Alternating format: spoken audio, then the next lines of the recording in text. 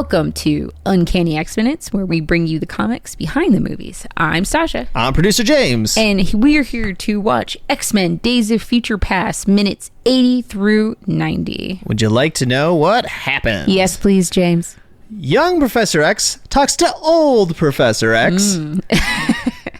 Magneto laces the Sentinels with iron, and Professor X locates Mystique. There we go. I almost did this episode of old characters talking to their younger counterparts. Almost. But that felt like a waste of an episode. It is. It happens a lot. If we didn't talk about the 05 coming back so much, Yeah. I got to stop talking about them. We can't stop talking about We could have them. talked about Cable. We could, yes, that we did throw that around, but we can save that for a different episode. But we have a whole movie that has Cable in it. We do. So we can wait for that. Lock in a whole episode on Teen Cable, a whole episode on Old Man Cable, a whole episode of The Adventures of Phoenix and Cyclops. Yeah, totally different kind of Cable, to be honest, on that one. I'm excited about that. But no, we're not talking about that. We're not talking about that. We're actually talking about a different time traveler. Yeah, so this might be a little weak, but I needed to put him in somewhere, and I figured this was a good time. There's a shot of Bishop in it. There sure is. Good enough for me. Good enough for me too. Blink and you miss him. Well, I mean, the rest of the episode, or the rest of the 10 minutes is more like, it's just this movie specific. Yeah. You know, it is, we got to get young Professor X's mind to the future so he can be pep talked by an older Professor X. And that's like a good chunk of these minutes. So we're not going to talk about that boring let's stuff. Let's not talk about that. Let's talk about Bishop. Time Cop. Kind of. Well, regular cop at first, then becomes time for cop. sure. I mean, every Time Cop is a regular cop at first. Just ask Jean-Claude Van Damme. That's all I'm saying. Okay, so Bishop, like Rachel Summers, is not from the 616. It's really funny doing research sometimes because you look up a character and they'll say sometimes they'll have their universe designation next to them. Yes. And it throws me off every once in a while because I'm always looking for the 616. Right. And you're like, oh, that's right. Bishop's not from 616. No. Lucas Bishop, last name is actually legitimately Bishop, is from Earth 1191. The Earth 1191 is somehow worse than Days of Future Past in some ways. Yes, I think it's worse than Days of Future Past, and I think it's worse than Cable's future. Yes. Bishop grows up in a concentration camp. He does. If you ever seen anything he's in, he's the one mutant that has the M over his eye, which is literally every one of them is branded with an M to show that they're a mutant. Yeah. They did something similar with the hound marks with Rachel Summers on her face, but that's actually a very specific subset of mutants that are like hunting down other mutants that are under this other guy. We talked about this. So, but this is actually legitimately like full parallel concentration camp. You cannot admit there's no subtext. No, like, it's just straight text. Yeah. We have talked about Multiple Man getting this same, because Multiple Man and Layla Miller do go to this future. They do. During, the Hope Summers nonsense. And they come back and they have the brand, and they actually say in that one that it is, because they're like, oh, Multiple Man should be fine. When he absorbs his dupe or his dupe dies, he'll be fine, but it actually changes you on a DNA level. Yeah. Like it does, you cannot get rid of it. So he had it for a long time. Yeah. I forget how they probably just got rid of it in Krakoa. Yeah. Krakoa is usually the answer. Is how they like kind of wipe it away. So the thing with Bishop is that, like a lot of these time travelers, and honestly, like a lot of just anything related to time travelers, including Cable. Yeah. There are his first appearance, and then there are things that happened before his first appearance that have written much later. Yeah. So his first appearance is Uncanny X-Men 282. Okay. And that actually, if you've watched, like, it's not exactly shot for shot, but if you've watched the animated series, you have a generally decent idea of like what that's about. So the whole thing with Gambit, that's actually in the comics, where he is sent back in time. He's part of this like mutant policing team, which we'll get to in a second. The Xavier's security enforcers. Yes, XSE. Yeah. And so they all have X-Men like X's on them. Right. So when they come to the present, you're like, oh, those are obviously the good guys. Yeah. Well, is what you think. Is That's what you think. Yeah. Right.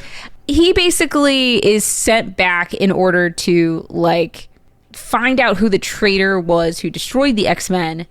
And then he also has a different quest, which we'll get to in a second. But and that triggers this kind of tension between him and Gambit. So like that's kind of like the first actual like storyline when he's introduced. That was his purpose. Yeah. At first. Which is basically, we talked about this actually in the Gambit and Rogue episode, where he was working for Sinister and he kind of like unknowingly, accidentally kicked off the Mutant Massacre, and then he gets exposed because of Bishop. And also, that's when they reveal his name, Remy LeBeau, because that's actually their first interaction. Yeah. Is that Bishop says his full name because he knows him from the future, but Remy hadn't told anybody his name yet, and he was not happy about it. Yeah, he seems like the kind of guy that wouldn't. Yeah. So Bishop has been very interesting because basically the XSC, their job is to police mutants, because the future of 1191 is this one in which the mutants kind of have been fed this idea that mutants soured the relationship with humanity, to say broadly. Yeah. Particularly as we like gets kind of retcon and rewritten in some of these issues that go back, which are the life and times of Lucas Bishop. Yep. Which was like written later, but worth talking about now, is the fact that like there was a mutant messiah that like killed millions of humans and is like part of the reason that mutants are treated poorly. So that is like part of the reason that Bishop ends up being this very like complex character. Yeah. Especially when exposed to the X-Men. I would say even before those stories were written, he was like in the 282 era, like that run of Uncanny X-Men, he like kills people or wants to kill people frequently. Yeah. And he's constantly butting heads, particularly with Storm at this point, because she's running one of the teams and he ends up on X-Men Gold with her for a little bit before he moves over to X Factor.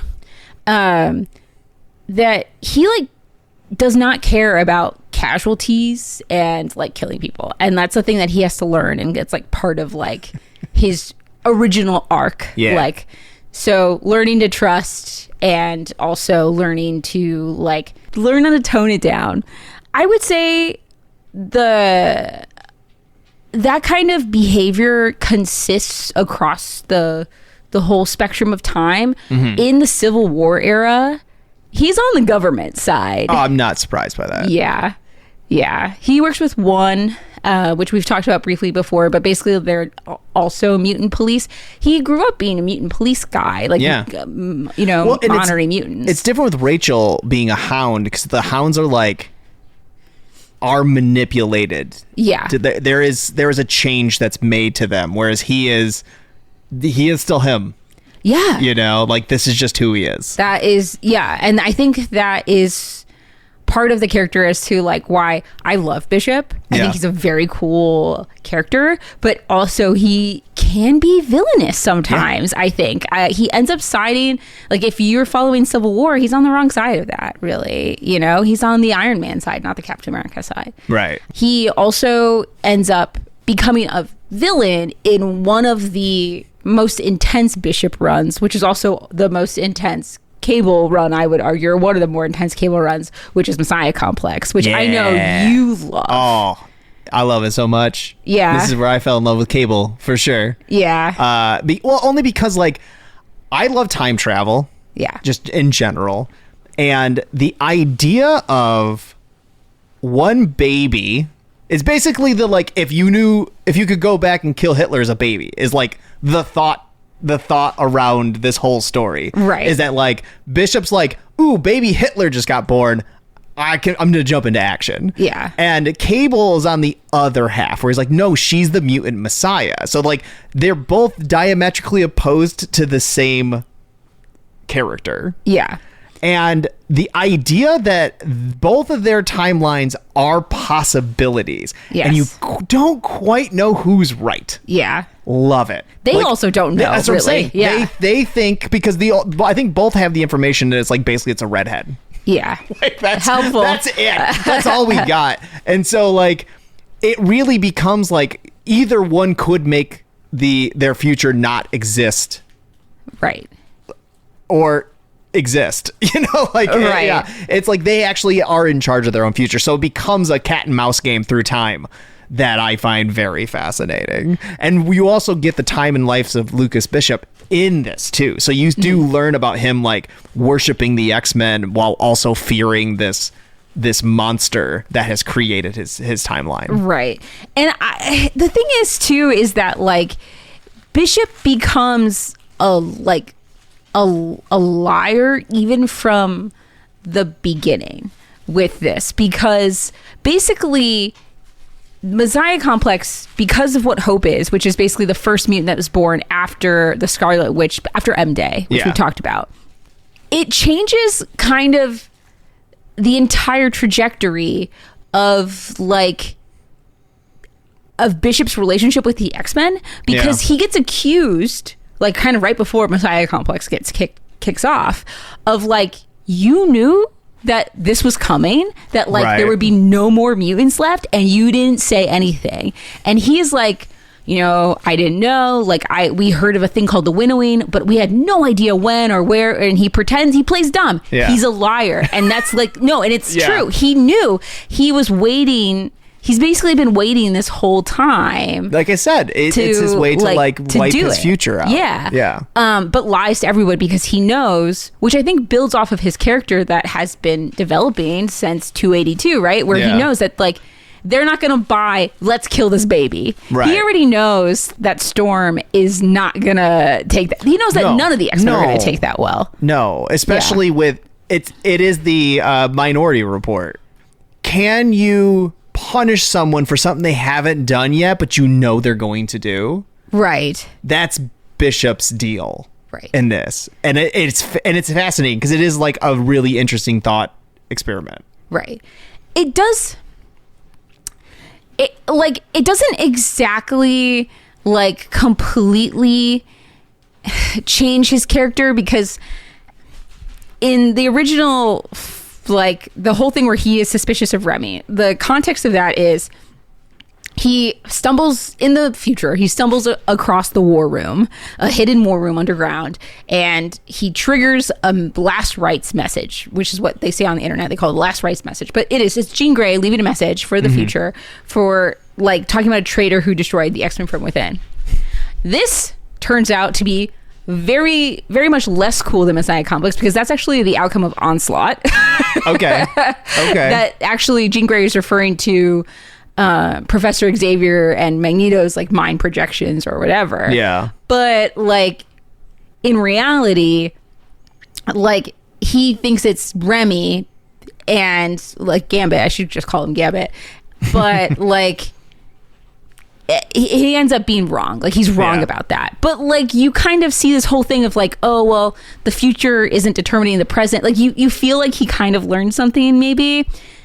Messiah Complex is not quite backtracking on that exactly, but it is a little bit. I feel like it's one where he's like, okay, I didn't quite have all the information. Yes. You know, so it was like, it was too vague. But then you're like, a red-haired child that they think is a messiah sounds exactly like my present, my past futures like problem. So it is. I remember reading this run and just being like, he is a fascinating character, because I can't 100% say he's wrong, and he's doing some real big swings to like chase them down, which is also just fascinating. So like he doesn't feel truly evil, but he doesn't feel like completely justified. There's still that you don't know 100% for certain this is right. Well, I mean, doesn't he like literally set off multiple weapons of mass destruction across different continents and like he's wrong? I'm pretty sure. Right. But like, yes, he was. But that's the thing. Like I was thinking actually while I was doing research today, I think our post credit like our last credit episode might be about how Marvel deals with time travel and timelines. Because I do think that plays into it, is like the way that they think about time travel. Yeah. But I don't want to go into it because I feel like I have a lot to say about that. Okay. We'll save that one for time travel. Or at least for X-Men or for Deadpool 2. One or the other. One of those. Okay, fair enough. What I will talk about then is the fact that Hope doesn't forgive him. She why never would does. you? Yeah, that's fair. He actually he does become very sorry about it later. Yeah. There is a lot of weird stuff that happens, primarily the fact that like Storm with Psylocke kind of wiped his memories, but then he gets them back pretty quickly. Sure. And then he gets mad at them for wiping his memories, and then it's like but all of that to say, like, he apologizes to Hope. She doesn't really forgive him, and she basically never, from my understanding, has. I mean, it's not that I know of. Yeah, not that I know of, not that I could find either, because like even in Krakoa, they like didn't really. They don't interact because he's on the Marauders, right? And she's she's one of the 5, right? And so then she kind of just stays on Krakoa. And when he becomes captain, then a bunch of stuff happens in Krakoa that makes that irrelevant. Yeah, but sure does. Some other things to know about: he, despite being from the future, he has relatives. So he's related to people. Yeah.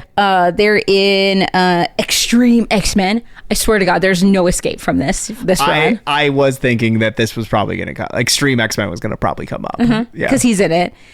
And he's more of a cop in this run. Mm-hmm. And when they start doing Mutant Town stuff. Yes, which I will talk about. But during this era, he feels more like a cop. Yes, definitely. It's like him and Sage are like detectives. Yes, together. Yeah. And Gateway is like his direct ancestor. They state this. Yeah. The Life and Times of Bishop talk about him being Aboriginal, and like they just make him related to Gateway. I don't know about that. But it's fine. I do want to bring up in the life of time of Lucas Bishop, that when his relatives are telling him about the X-Men, that he imagines the X-Men all look like him. Yeah, which is cool. Which is really, it was just so neat to be like, wow, the entire X-Men is black. Yeah.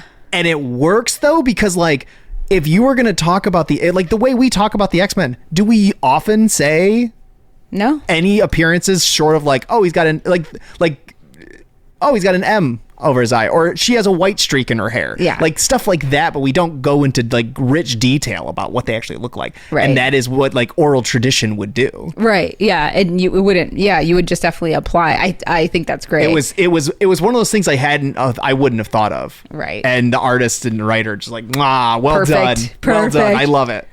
The other relative he has is Shard, right? So are you familiar with Shard? Were you familiar with Shard before research? It's his sister. It is a sister. It's a sister that is in a some sort of like, I don't want to say AI because it's not. It's like her consciousness is actively put into this like bracelet that he wears. Yeah. And part of the reason is like they do the backstory of this where, you know, he wants to be on the streets. He doesn't want to get promoted. She's working her way up the ranks. She's also part of the XSE. And he passes on some information to her to help her get promoted, ends up being a trap. She almost dies. And he like ends up getting her consciousness put into this wristband, which they've played with. Yeah. Like she's been like a 3D projection. She's been given a fleshy body for a very brief period of time. Then they killed her off. Very comic booky. Sure. Very comic booky. But I think that she's kind of been gone. Like she's an early she's like really early on. She's kind of the reminder. In a lot of ways she reminds me of Ship with Cable. Sure. In some ways where she is kind of the reminder of like his oath to the XSE and doing things the way they do it in the future versus like the new X-Men way, you know, with Storm and like Professor Xavier's ideals, and she's like part of that tension.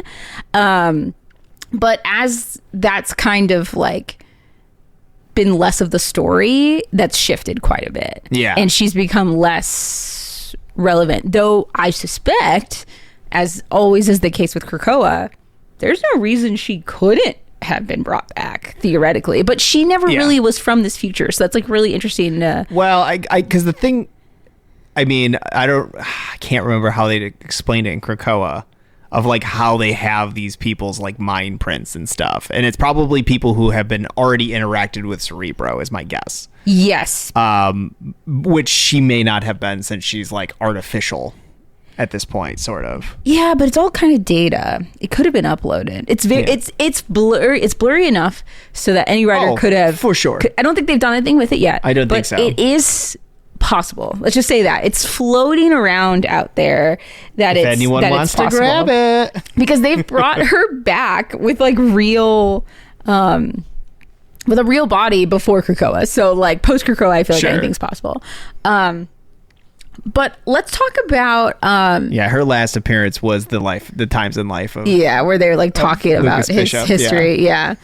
So we haven't seen her since 2009. I don't think she's coming back. She might. You know what? I'm preparing you for the future when some writer is like, you know what? Remember when he had his sister? Yeah, exactly. I do think that maybe they've lost a little bit of his sister. Maybe Shard is lost as part of the XSE. Yeah. But I will say that, as you mentioned, the time cop thing has stuck. I mean, Bishop. He's got police blood for sure. Like, so like they do make him. They'll bring it. They're more likely to bring him back into a detective or a cop of some sort than they are to bring Shard back. Yeah, and I mean, like he becomes. We talked about this, like, this was, like, when he's running M-Town, like, Mutant Town, and he's running into, at the time, X Factor with Layla and with Multiple Man, and he basically is, like, a modern police force managing mutants that have been, like, effectively...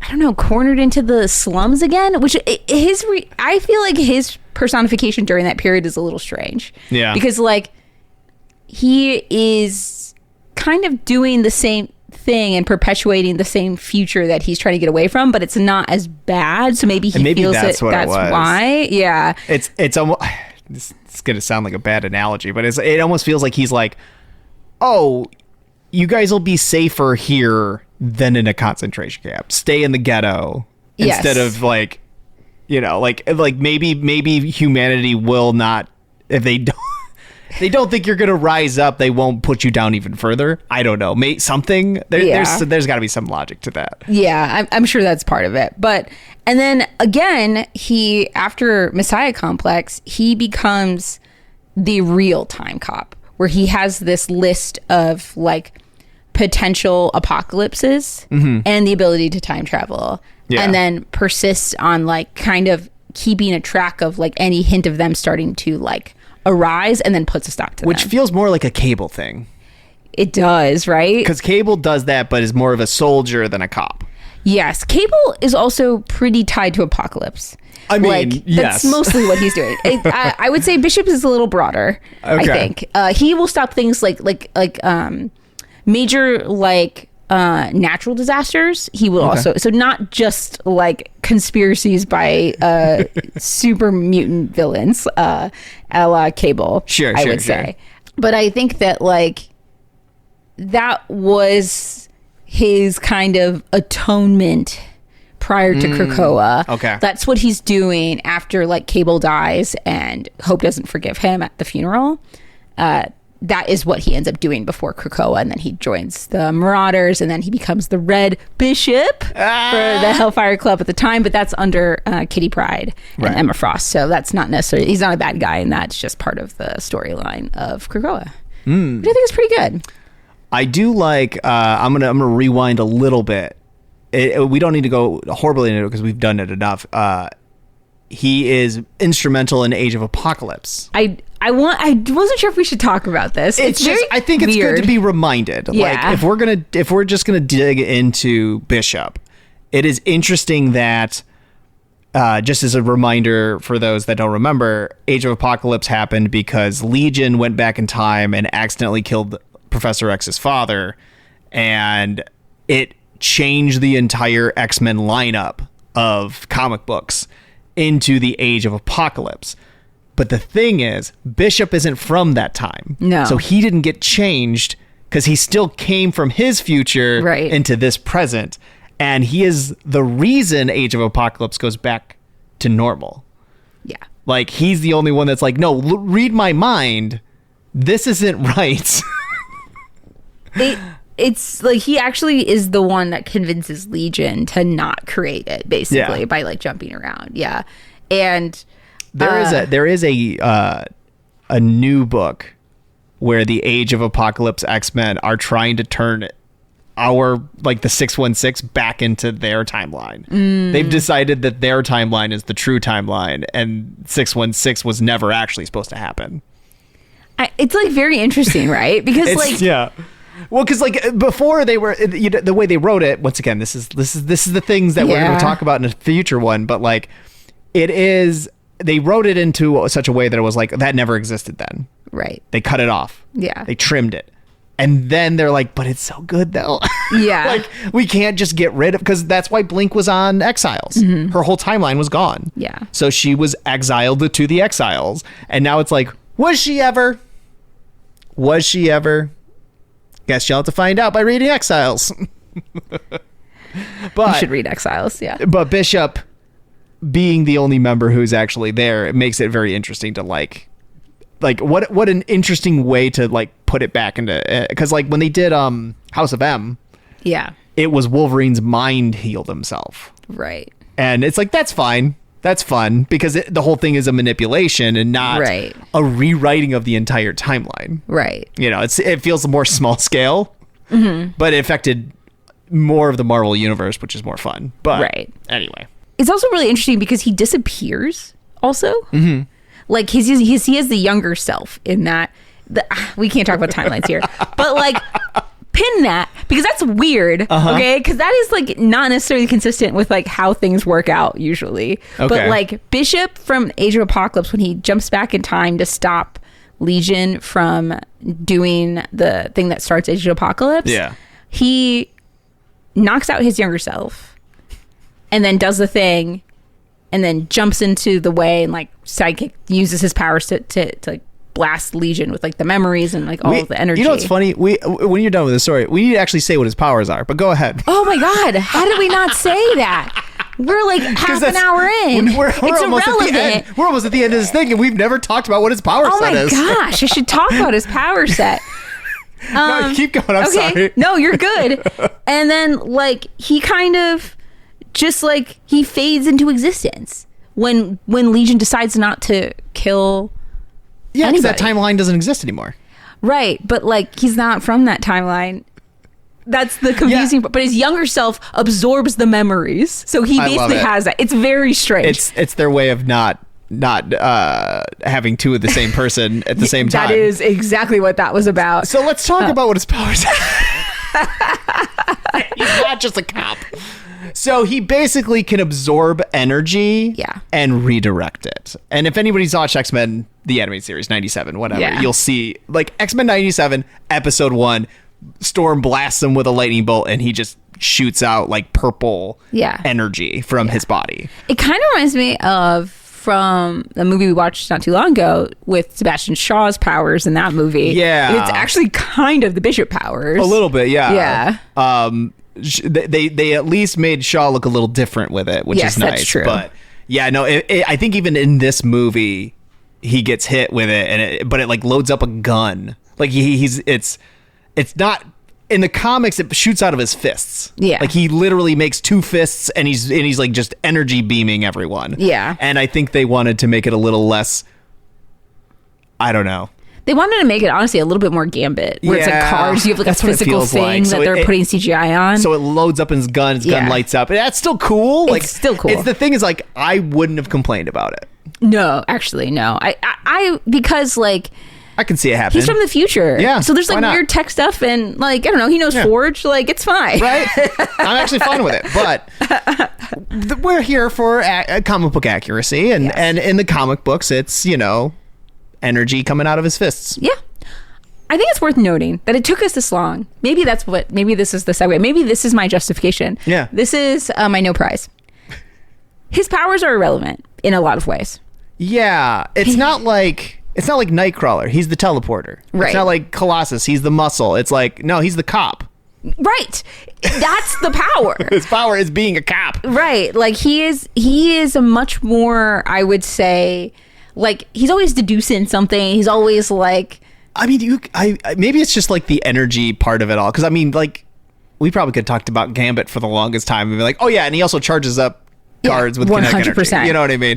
The thievery is more relevant for Gambit in the same way. Yeah. Exactly. It's like Cyclops is the leader. Yeah. But his optic blasts are a little more. We probably would have said that. Yeah, sooner. definitely. I think that like Bishop, you can get away with like kind of forgetting his powers because like they're only relevant when he needs to defend himself. Yeah. And then you're like, oh, he's like really strong and like most things can't hurt him, which is pretty cool. Yeah. Like, and that's basically it. Unless like, he's like overloaded. Right. You know, yeah. Which that's everybody. Everybody that happens. Everyone has a limit to everything. But yeah, I think that like he's a cool character. I'm glad that he stuck around. Like he could have very easily just like kind of melted faded into the ether. Yeah. I feel, in some ways, unfortunately, I feel like Forge and him, like Forge has gotten the shorter end of that stick where he's kind of faded a little bit into the ether. Krakoa helped Forge though. It did, yeah. So I'm hoping I think X-Men 97 is going to help Forge. Yeah. If you want my opinion. Yeah. I do like though with Bishop, he's one of the few characters that I feel like his style gets updated as the eras move on, because he came in with some Jerry curls. Yes, he did. And a mullet.